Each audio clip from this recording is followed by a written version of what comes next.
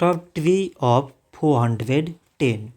So 410, it can be written as 2 times 205. 2 times 205 means 410.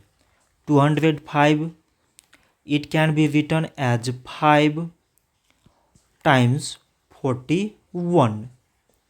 5 times 41 means 205. Now we select prime numbers in all these numbers.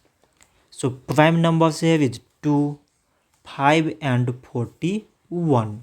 So we can write 410 is equal to product of all these prime numbers, that is 2 times 5 times this 41. So this much for today, and thanks for watching.